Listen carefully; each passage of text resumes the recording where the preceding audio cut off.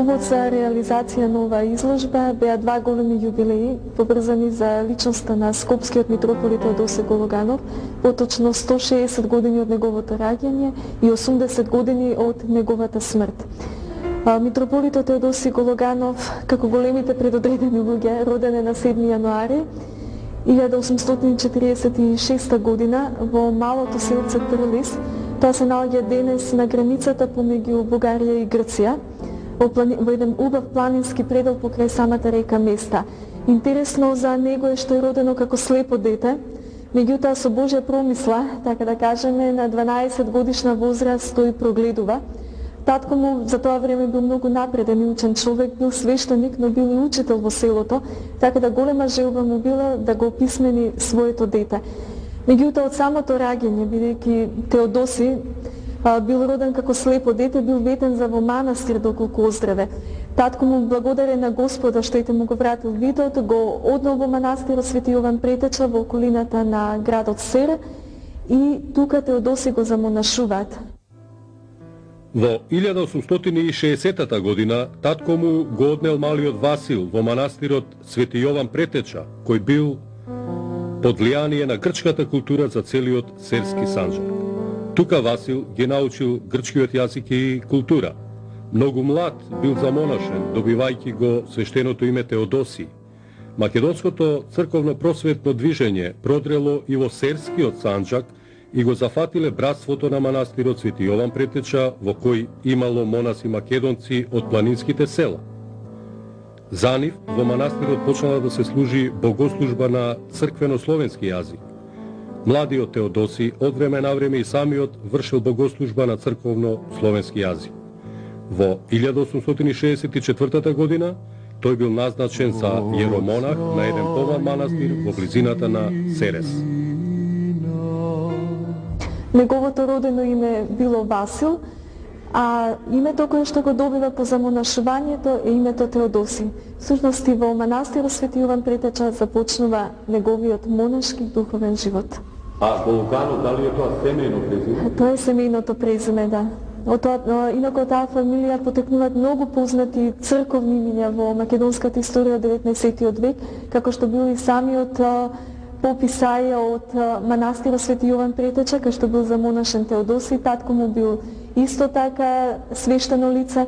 Неговиот роднина Иван Гологанов бил познат по тоа што бил голем фолклорист, етнограф, кој што собирал книги напишани на старословенско писмо, одел по македонските села по Пиринскиот и Егејскиот дел, поточно и на Родопите, и тука собирал многу книги и предмети кои што се однесуваат на македонската традиција и историја. Живејќи во втората половина на 19. век, митрополитот Теодосиј Гологанов ја преживувал голготата на македонскиот народ, ги поминал сите премрежја од втората половина на 19. и почетокот на 20. век. Тоа било време на големи историски пресврти за Македонија, време на народни востанија, време на последниот полувек на османлиското владење, време на духовна починетост од двете големи цркви, грчката патриаршија и бугарската екзархија, време на појава на пропагандите на соседните држави и време на поделба на етничката територија на Македонија. Митрополитот Теодосиј го поминал само сознавачкиот духовен пат, најнапред служејќи на патриаршијата, подоцна и на екзархијата, за на крајот разочаран од двете цркви да му се посвети на големото дело да ја возобнови неправедно укинатата Охридска архиепископија. Без помош и разбирање од екзархијата, а и од Русија, македонците побарале помош од Австро-Унгарија. Тоа значило прифаќање унија со Римокатоличката црква, но не од верски, туку од политички причини. Во Солун, македонските првенци формирале комисија во која бил и македонистот Кузман Шапкарев. Тие собирале потписи низ Македонија за обнова на Охридската архиепископија во унија со Римокатоличката црква.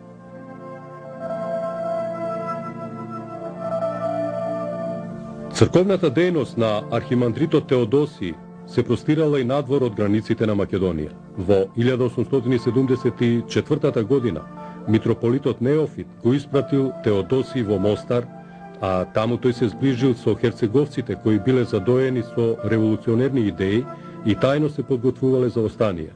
Од Мостар Теодосиј се вратил во Серес преку Солун, а оттаму во Цариград кај екзархот Антим, кој срдечно го примил и му го доделил старото место ефимереј на црквата Свети Стефан во Истанбул. Во мај 1875 година екзархијата го испратила Теодосиј во Ниш. Во предвечерието на српско-турската војна, екзархијата увидела дека веќе нема интереси во Србија. Теодосиј се повлекол заедно со турските војски и се вратил во родното село Трлис.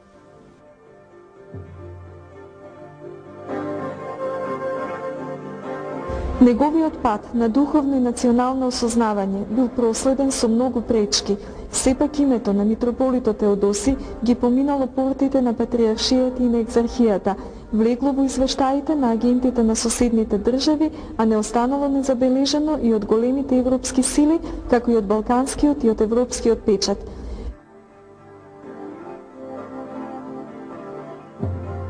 А овие писма кои се? Ова се документи од британскиот форен офис. Значи се како што се е објавено, нешто од нивните извешти, тоа не беше причукано на машина, отпечатено што е, имате од факсимилето од оригинални документи. Тука има и реакции во францускиот печат, што било објавено околу доаѓањето на Теодосиј во Скопје, па има за еден митинг одржан во Атина на 19 август 1890 година за доаѓањето на Теодосиј во Скопје. Демек не виден огромен митинг, колку луѓе излегле против доаѓањето на Теодосиј во Македонија, бидејќи тој ги загрозува елинските интереси. И така стои во писмото. Значи, тие биле свесни каков човек им доаѓа ним. Баш во Македонија, ова е исто интересно овде дека српскиот весник Одек, значи реагирала и грчката и српската страна, дека српскиот весник Одек вика дека доаѓа Теодосиј во Скопје, ама никој тука не го сака. И сега тоа го демонтира британскиот генерален конзул во Скопје и вика не е точно, вика тој кога дошол толку многу народ со воодушевување го прифатил, низ цела Македонија имало воодушевување за доаѓањето на Теодосиј. Не само во Солун, кај што тој дошол во Солун, отишол наве за Скопје подоцна. Така да многу се интересни текстовите документите.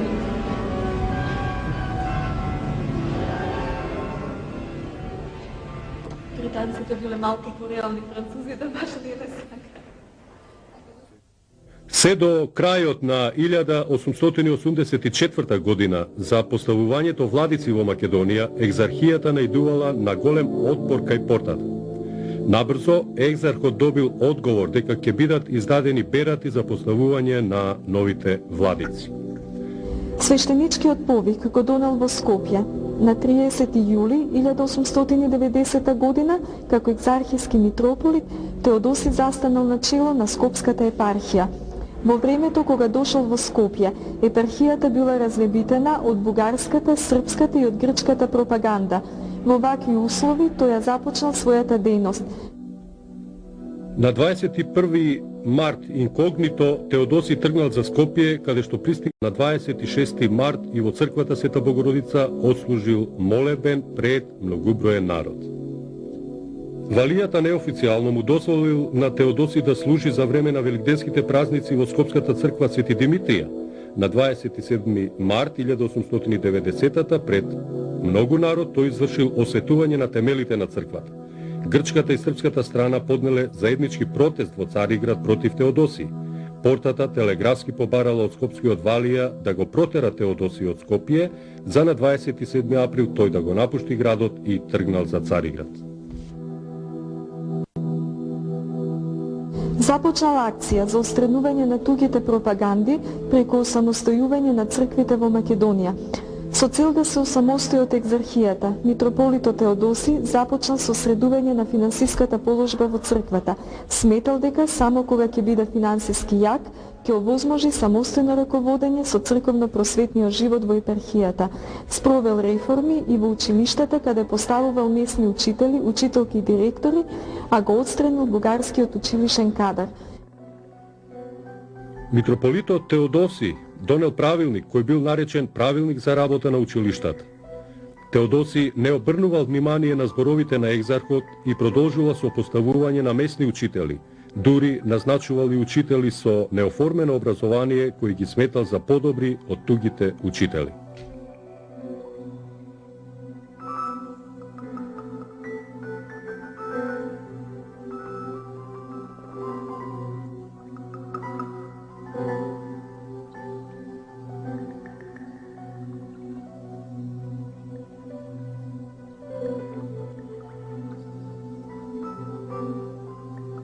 Дошол во судир со екзархот Јосиф, која согледал опасноста од сепаратистичката дејност на митрополитот Теодосиј против екзархиското дело во Македонија.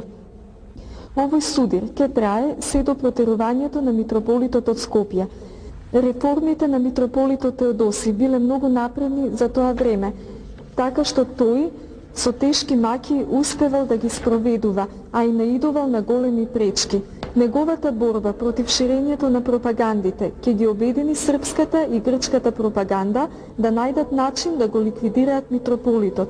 Од друга страна пак, со своето залагање за осамостојување на црквите во Македонија, Теодосиј уште повеќе ќе го предизвика револтот на екзархот Јосиф, кој повторно ќе го повика митрополитот да дојде во Цариград за да даде објаснување за неговата дејност во Скопје, мислејќи да го задржи кај себе додека не обезбеди берат за нов митрополит.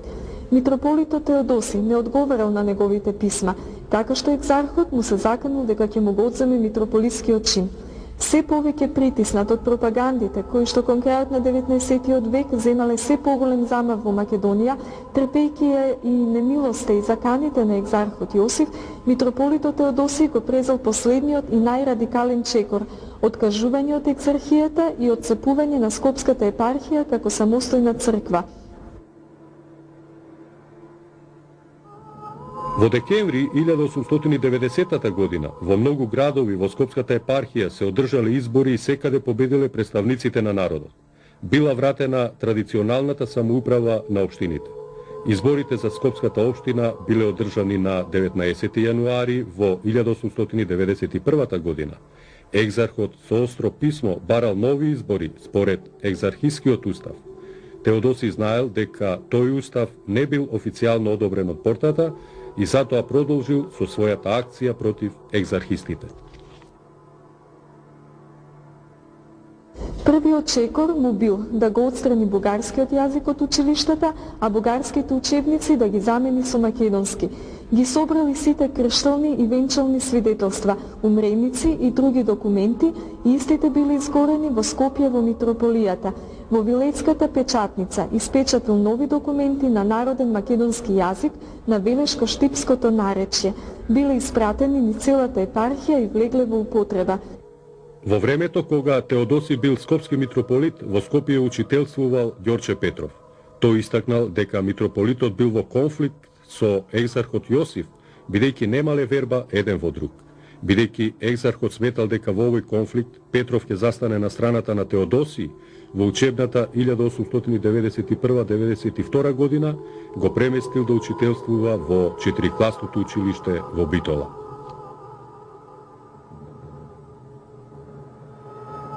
Во писмото до екзархот Јосиф од 3 декември 1891 година, митрополитот Теодосиј потврдил дека неговата намера за одделување на македонските цркви од екзархијата е дефинитивна.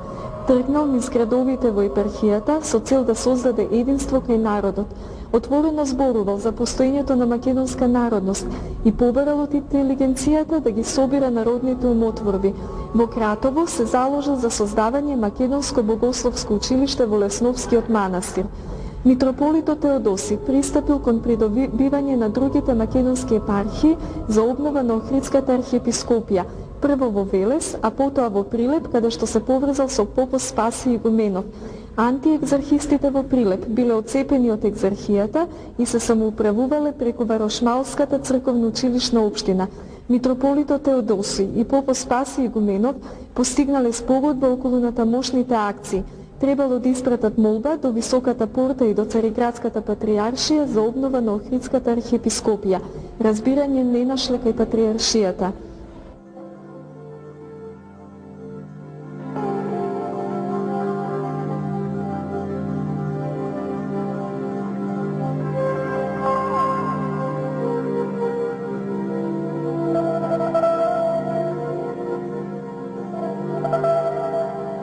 На 22 јуни 1891 година Теодосиј Скопски, како што се подпишува, испраќа подолго писмо за да ја разгласи идејата на движењето, состојбата и согледувањата и визијата базирани на фундаменталните принципи на Охридската архиепископија, па вели: чудна е помислата Божја, а уште почудни патиштата негови.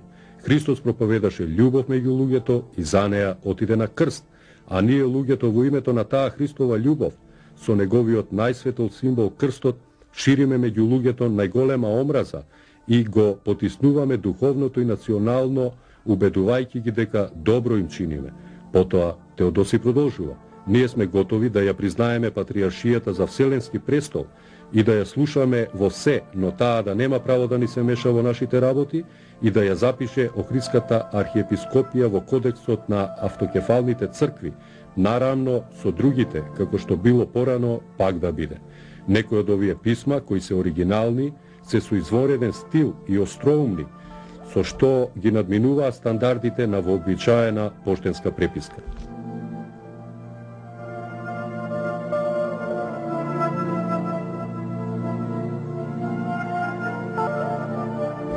Наоѓајќи се во безизлезна ситуација, митрополитот Теодоси со писма се обратил до папата Лав 13 за обновување на Охридската архиепископија под покровителство на Римо-католичката црква. Во декември 1891 година, во зградата на митрополијата во Скопје, митрополитот се сретнал со апостолскиот нунци Аугусто Бонети и му нагласил дека прифаќа унија со Римо-католичката црква, но под одредени услови, да ја обнови Охридската архиепископија, начело да стои лично тој, Теодоси, високиот и нискиот клер да бидат македонци, границите на архиепископијата да се поклопуваат со границите на провинцијата Македонија. Бонети ја известил конгрегацијата за успешните преговори. Во своето известување тој го нарекол митрополитот духовен водач на населението во Македонија и тврдел дека со неговиот премин и целото население во Македонија ќе дргне по него. Екзархот Јосиф, известен за овие настани, потитно барел митрополитот да дојде во Цареград. Теодоси во овој судбоносен миг за македонскиот народ немал намера да ја пушти епархијата. Во писмото до својот пријател, архимандритот Диониси напишал: јас тргнав да ја обновам Охридската архиепископија и враќање назад нема.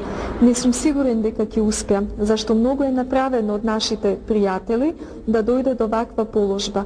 Но време е да се почне со сидбата. Некој семе ќе падне на камен, некој пилците ќе го изедат, но некој ќе најде плодна почва и ќе никне. Секој почеток е тежок и секој големо дело бара жртва, но нека таа жртва биде полезна за мојот народ. На 4 јануари 1892 година екзархот Јосиф јавно објавил обвинение против митрополитот Теодоси, во кое стоело дека го обвинува митрополитот како голем противник на бугарското учебно дело, за непризнавањето на екзархиските правилници и наредби, за несовесно материјално работење со екзархиските пари, за отворањето на словенско оделение при Вилејската печатница во Скопје и за неговите обиди да создаде некаква непостоечка во историјата народност. Митрополитот Теодоси бил принудно спроведен во Цареград, каде му била одземена титулата митрополит Скопски.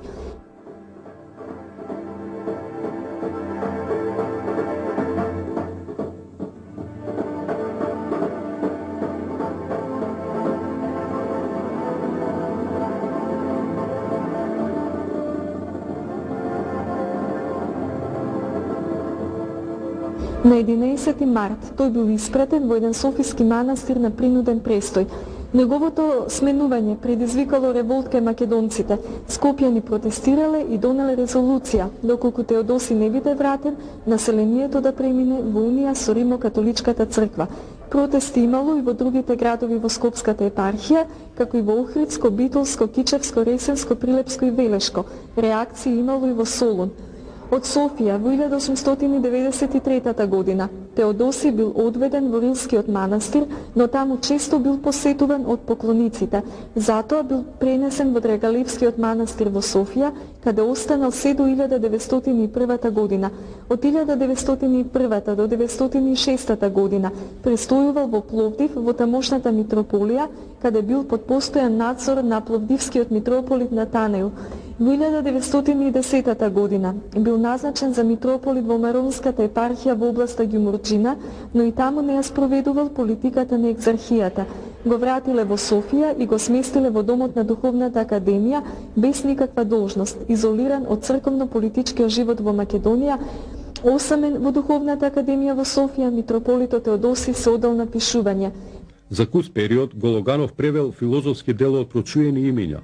и приопштил уште 6 оригинални дела, вкупно 11 издадени, како и 2 недовршени дела со применливи содржини, општочовечки, световни и духовни поуки и морални вредности.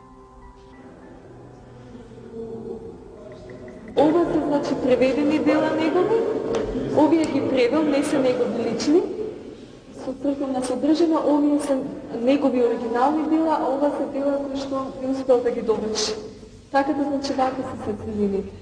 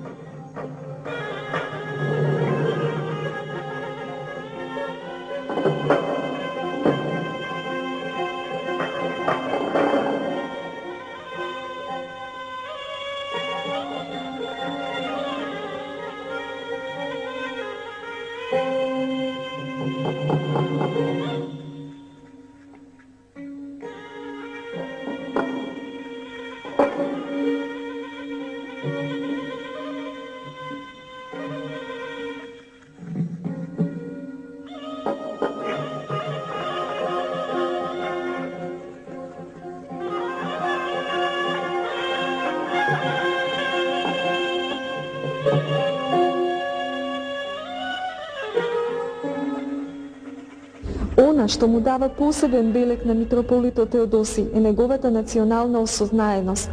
Не само што бил духовен водач, тој бил и револуционерно изградена личност. Неговите тесни врски со еден од основачите на ТМОРО, Петар Попарсов, како и со македонистот Крсте Петков Мисирков, ни отвораат една нова и многу значајна димензија во проучувањето на ликот на митрополитот Теодосий. Со нив се поврзал во 1910 година, кога скопјани го побарале повторно да се кандидира за скопски митрополит. При вашето пребарување низ архивите, најдовте ли на документи кои не беа досега познати и објавени? Од на сите оние документи на кои што налета во Државниот архив на Република Македонија, кај што истражував, никаде не ги најдов објавени, поточно јавно објавени. Она што тука луѓето ќе може да го видат, значи по прв пат, како и овие два предмета што се сместени во витрините, прв пат ги презентираме пред јавноста. Оригиналните документи што ги гледате на паноата се сместени во Државниот архив на Република Македонија, а тука ги имаме представено како факсимили, со кратки објаснувања во легендите за значењето и толкувањето на самиот документ. Роден на денот на Христовото рождество, 7 јануари, митрополитот Скопски Теодосий Гологанов најнапред не ја здогледал светлоста на денот и убавината на светот, бидејќи на свет е донесен како слепо дете. Кога прогледал на своите 12 години, веќе ги имал втемелено сознанијата за животот на својот народ. Го здогледал родното место Трлис и неговата обкруженост со Неврокоп, Пирин, Мелник, Петрич, Серес и Драма. Ја унапредил својата харизматичност со раскошна ученост и знаење. Духовник, подвижник и мисионер, како што ретко се среќава до своето упокојување во 1926 година, на 80 години, Скопски Теодосии е гранитна појава на 19 и 20 век, мост преку кој е продолжен патот до возобновувањето на Охридската архиепископија во 1967 година.